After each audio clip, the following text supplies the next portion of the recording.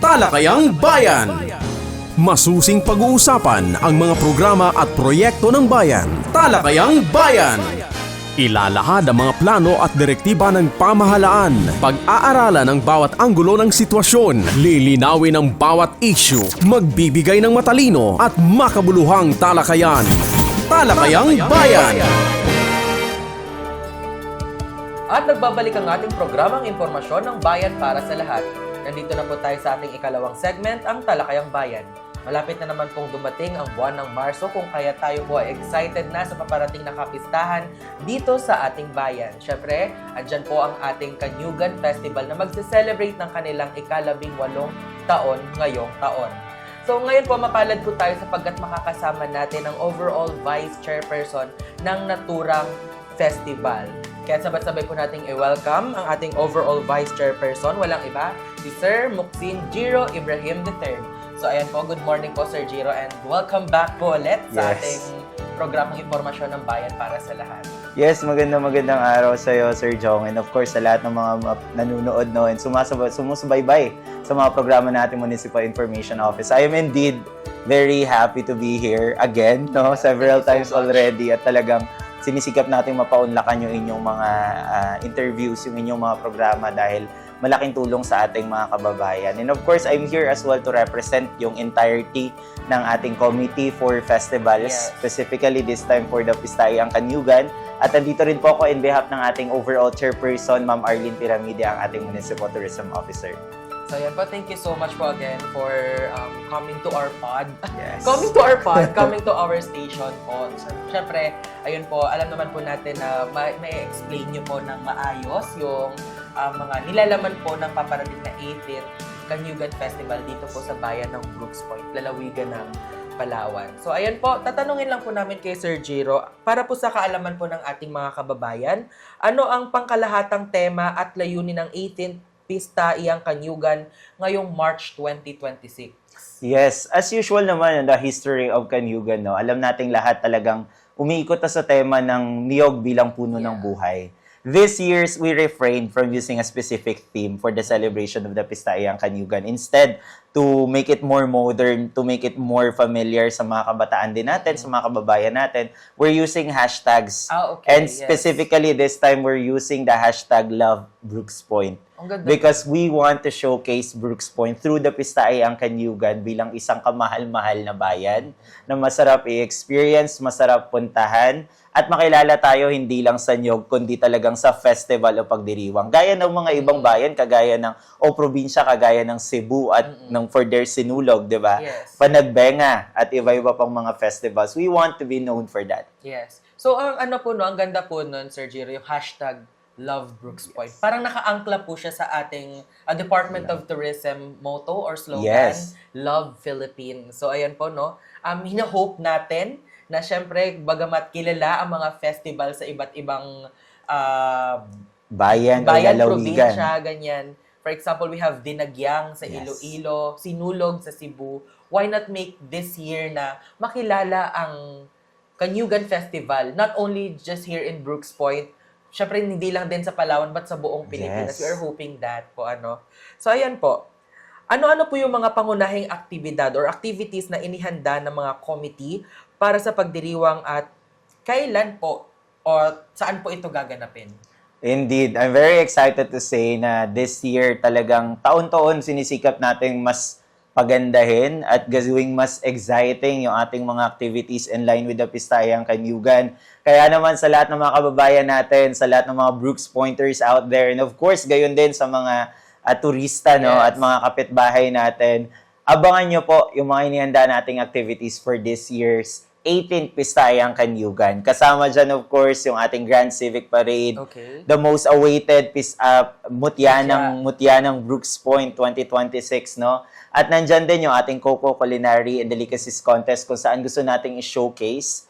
This year, Sir Jong, actually, usually kasi pag Coco Culinary and Delicacies event natin, talagang nagluluto lang sila ng mga products out of niyog, the Tree of Life, Pero this year, talagang yung ating committee, we've had a really fruitful discussion on the last meeting kung saan we're looking into innovating. Okay. Na kung saan sa mga sasali po sa Coco Culinary and Delicacies Contest, we're not just looking for the taste, we're looking for that, how do I say this? For that Holistic. twist. Yeah. Okay. Yet, as talagang holistic, kasi ang gusto natin mangyari ngayon kung sino man yung manalo doon, yung produktong magagawa nila at ilalaban na mananalo, Apo. i-a-adopt siya ng Brooks Point bilang official product. Okay. So what we want to happen is that after the Pistayang Kanyugan, the 18th Pistayang Kanyugan, pagtapos niyan, magkaroon na ng tatak yung Brooks Point. Kasi alam natin kapag usapang turismo, hindi lang lugar Yeah, no? oo, syempre. Hindi Yeah. tayo ganun ka-blessed Intindihan pagdating ko. sa mga white beaches, hindi tayo masyadong blessed pagdating sa mga talagang sobrang iconic na mga islands kasi talagang halos mainland si Brooks Point, no? So we want to go into the fact na yung ibang bayan, ibang probinsya, hindi naman sila kilala sa ganung lugar Yeah, oo. Mas kilala sila sa pagkain. So kung merong Palawan Hopia, gusto natin merong Brooks Point something, a product, a food na babalik-balikan ng mga tao. Babalik-babalikan ng mga tao.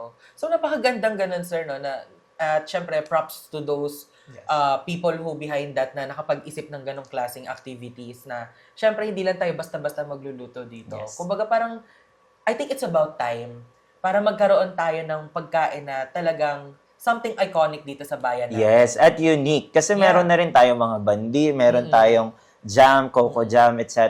Pero kasi meron na yan sa ibang lugar Opo. So gusto natin ngayon parang meron tayong unique product na babalik-balikan po talaga ng mga kababayan natin. At gayon din syempre ng mga bisita natin. Panahon na para mag-retire ang Chowlong. Kung malay nyo, pwede kayo Oo gumawa nga, ng Chowlong oo. out of, out of Out of- coconut yes. product. Ay, out of coconut. Out of Oo. coconut, di ba? Try Yung natin sabawan. yan.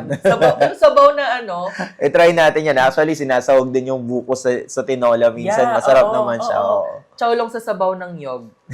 Pasabog Sige. yun. Try natin, abangan natin yan sa Coco Culinary Culinary and Contest. Delicacies Contest, Okay. yes. So, yung mga activities po na na-mention nyo po kanina, Sir Jiro, most likely, saan po ito gaganapin? Sa Brooks Point Event Center. At hindi lang po yun, na-mention ko na kanina yung mutya ng Brooks Point 2026, yung ating Coco Culinary Delicacies Contest, yung Grand Parade na abangan nyo talaga yan kasi kasama na rin dyan yung mga karo natin, yung ating float, which is open po yan. We'd like to advertise sa lahat ng mga kababayan natin, mapa-organisasyon, Yeah. barangay, associations, mga kooperatiba, o isang pamilya na gustong mag-enter into the float competition. Kung tingin nyo, you have that spark and you have that creativity to make something na masarap tignan sa parada natin, then enter for that. Kasi wala pa tayong specific na amount ng prizes, pero last year, 50,000 din yan Okay. With a consolation amounting to 20,000 pesos. Laki. Yes. So, ayun po, no? So, syempre, magkakaroon po ng Grand Civic Parade. Magsa-start po ba saan ito? Kasi usual po ng mga parade po natin, Sir Jiro, no? Nagsa-start po siya from Rotonda going to the Brooks Point Yes. Event Center. But for now, sayang naman po nang hindi na-showcase yung mga At karo. So, masyadong saan po- maiksi yung opo. parada. So, saan po magsa-start po ang parade po natin? Opo. So sa lahat ng mga kababayan natin at gayon din sa mga bisitang manunood at susubaybay sa ating 18th Pistayang Kanyugan, a majority of the activities will be conducted at the Brooks Point Event Center. Siyempre, yung ating pinagmamalaki na facility, no? But before that, yung ating parada for the Grand Civic Parade na gaganapin sa March 23, yan po ay magsisimula sa ating old camp. So Okay. gusto natin kasi talagang makita sa bayan Kasi simula nung lumipat tayo dito, Sir Jong, medyo kumbaga kawawa yung mga nandun mga kababayan natin na oo.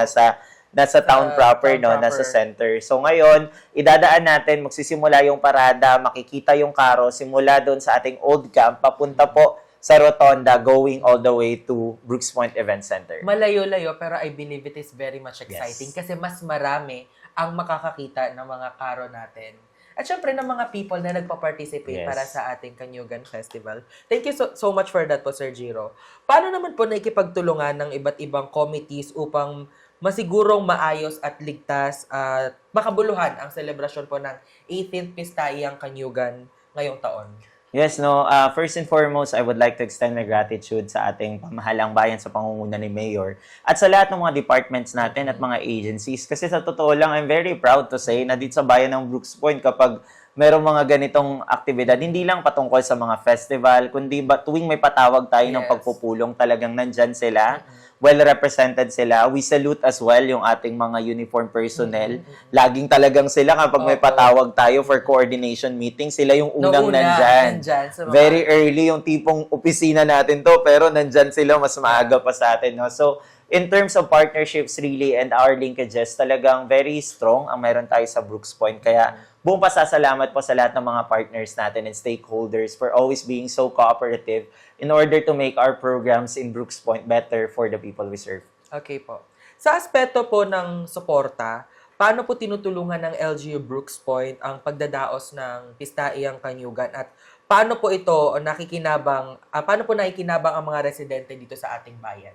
Yes, definitely in terms of allocating funds, dyan talaga number one, malaking tulong po. Okay. Na talagang dito sa ating bayan, nababalanse natin yung pagbibigay ng prioridad sa mga programa, gayon din sa mga actual o infrastructure projects, no? So malaking tulong yung suportang ibinibigay financially para makapag-operate, para merong pa-premyo na naibabalik natin sa tao, no? At gayon din, syempre, nandun din yung support morally pagdating sa mga plano. We're glad to say na in terms of our leadership, our current administration, no, kay Mayor, under our Mayor, na talagang open siya pagdating sa mga innovative ideas na, ay, Mayor, gusto natin gawin ganito. This is the decision of the majority. Talagang is always on the go kapag alam niya na okay yon at makakabuti yon. At gayon din, hindi lang kay Mayor, sa mga department heads natin na despite the very busy schedule, as much as they can, they will always be there to, to take part in the discussions and to try to contribute meaningfully sa mga conversations. So yun, I would like to add lang po, Sir Jiro, no? Syempre, this Pistaiyang Kanyugan, hindi lang po siya about dito sa saya, but we also support the job seekers po, ano? Yes. And of course, syempre, ang buwan ng Marso po ay isa rin po siyang selebrasyon ng mga kapatid po natin sa pananampalataya sa bayan ng Katoliko, sa St. Joseph, the Husband of Mary Parish. Paano po ito sinusuportahan ng pamahalaang lokal? Yes, despite the government rule in terms of non-partisan or non-sectarian tayo, talagang tayo taon-taon na naging kultura na sa bayan ng Brooks Point na yung Pistayang Kanyugan is definitely parallel with the celebration of the church, the St. Joseph Parish. The Husband of Mary Parish. Yun. Kung saan ay talagang nagbibigay tayo ng suporta sa kanila. Actually, yung 18 and 19 talagang dedicated yan for the Catholic Church. Should they want to make any program sa Octagon Plaza or sa Brooks Point Event Center.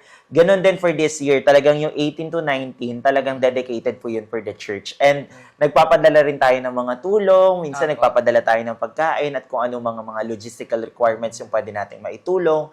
And in terms naman doon sa ating mga job seekers, no? Meron tayong M-Peso job fair for this year. Kung saan yung ating Municipal Public Employment Services Office sa pangunguna ni Ma'am Abilin Malong Benedito is actually calling out to employers and will be bringing all of the employers together in one space. Either sa event center, no, pina-finalize lang natin, or sa Octagon Plaza, tentatively on March 21st. Kung saan ay pwedeng pumunta lahat ng mga naghahanap ng trabaho o may trabaho pero gustong lumipat ng trabaho. Pwede po kayong pumunta doon. Kasama rin ang DOLE, nandun din po yung PhilHealth, SSS for additional assistance at other services. At meron ding on-the-spot hiring para sa mga magugustuhan ng mga employers natin. Ang ganda no, on-the-spot hiring. Siyempre, ano kayo mafe-feel ng tao or ng applicant na ma-hire siya on the spot? Yes, on the spot, no? So, abangan po natin yan.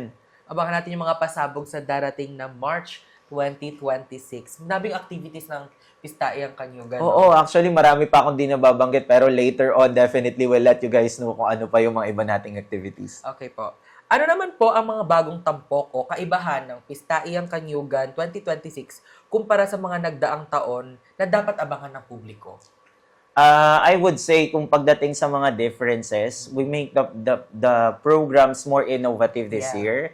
Nabanggit ko kanina sa Coco Culinary and Delicacies Contest natin. Gayon din yung ating social media contest, no? Okay. So this time, kasama na rin. Alam nyo, talagang daming nananalo last year. Best in Selfie. Nanalo ka nga ata once na eh. Vlog. Vlog, yes. Vlog. Best in Groupie. At meron na rin tayong Best in Kanyugan Reels for this year. Okay. Yan ay under ng ating contest na Kanyugan Frame Fest. Kung saan nandyan yung ating Best Selfie, Best in Groupie, and Best in Kanyugan Reels. Na daily may mananalo dyan ng sa Best in Selfie, dalawa mananalo dyan, tig 500. Best in Groupie, tig 1,000. Dalawa din. And Best in Kanyugan Reels po, 1,500 daily Every yung day? mananalo. Every day. Ang laki. Of course, that's Oo. from March 20 to March 23. No? Okay, So, okay. 4 days siya na ganun karami yung mananalo sa ating mga pa-online activities. And aside from that, talagang this year, we're bringing guests na magugustuhan ng mga kababayan natin. Alam natin talagang for the last few years, excited palagi yung mga kababayan natin pagdating sa gabi Yes, kasi may ng artistang dadating. LGU Night. Okay. For the Pistayang Kanyugan, we call that the Gabi ng Pistayang Kanyugan. So that's on March 23, no, ng gabi. We have not just one, Not just not just Two? two, but definitely 3 guest artists for you guys. Hindi ko lang pwedeng banggitin pa Okay. kasi baka ma-spoil ko, no? Pero Saka na natin banggitin. sa mga kababayan natin dyan, Abangan manood ninyo. kayo, no? From the very beginning ng ating pagdiriwang until the very end on the 23rd, we have a lot of surprises for you guys. Especially sa 23, tingin ko ma-enjoy talaga nila yun, eh. No? Para tayong nag-ano dito, ano tawag doon? Yung, Party. hindi, yung mga parang mga may rumors, no? Kung sino ba yon. Ano, blind item. Yon, blind item to. So, isang lalaki, isang babae, tapos isang komedyante. So, look Okay. forward to that po. Na-excite ako nung nalaman ko kung sino. Ay, grabe. Crush mo ba yung guy? Yung girl? Hindi pa sigurado. Secret. Kasi komedyante, sana drag queen. Yes, di ba? We're looking forward into that, yes. Okay. So, I think, Sir Giro, correct me if I'm wrong, I think mas exciting yung this year kasi as we celebrate the 18th year of Pistayang Kanyugan, magandang milestone ng 18. Katulad niya yung Yes. sabi, di ba? Parang nag-debut Debut. yung Oo. Kanyugan Festival. Kasi 18 years na siya. And of course, I would like to say that correct, agree with you kanina na sinabi niyo po na every year we make it more innovative. Yes. So, syempre, expect sa lahat ng mga kababayan ng Brooks Point, expect po natin ang mas pinasaya, mas pinagandang selebrasyon Yes. ng Pistayang Kanyugan ngayong taon. Bilang pagtatapos, Sir Giro, ano po ang inyong paanyaya sa mga taga Brooks Point at sa mga bisita na makiisa sa ating 80th Pistayang Kanyugan ngayong March 2026? Opo, sa lahat ng mga kababayan po natin at mga bisita, ganun din yung mga karatig bayan natin, no? Samahan niyo po kami pagdiriwang yung debut ng Pistayang Kanyugan. Actually, isa nga yan sa mga pinag-isipan na hashtag, no? Hashtag 18, Debutant pala. debutant si Brooks Point's Pistayang Kanyugan. Talagang, we're doing all of this po. Alam niyo, the challenge really when we do the planning is that how do we make it enjoyable for the people? Kasi very challenging yan ngayon, no? Statistically speaking, scientifically, talagang yung attention span kasi ng mga kababayan natin ngayon, tayo mismo medyo maiksi. maiksi. How do we make it, kaya nga nababanggit natin pa ulit-ulit, how do we make it innovative so that people will go there? But not just that, hindi lang natin gusto na matawid natin yung programa. Gusto natin Mag-enjoy maging sila. memorable, Yeah. mag-enjoy yung mga kababayan natin. Gayon din yung ating mga bisita na sana, ito po yung paanyaya ko sa inyo, we have a lot in store for you guys for the Pistayang Kanyugan and we want your cooperation. All of the activities will be posted at the MIO page Yes. bilang ating official na Facebook page na gagamitin at ng bayan ng Brooks Point, no? So abangan nyo po yung mga post natin pagdating doon sa ating Frame Fest.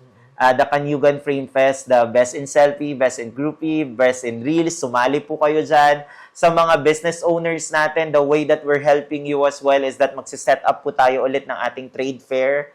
Magsiset up po tayo ulit ng food stalls. And sa mga sasali sa Frame Fest natin, required din na you take a picture there as well and Yeah. post it for higher chance of winning, di ba? So magkumain kayo with your loved ones doon sa ating mga food stalls. And aside from that, sa lahat po ng mga kasama natin, sa lahat ng mga kababayan natin, really, you have to participate.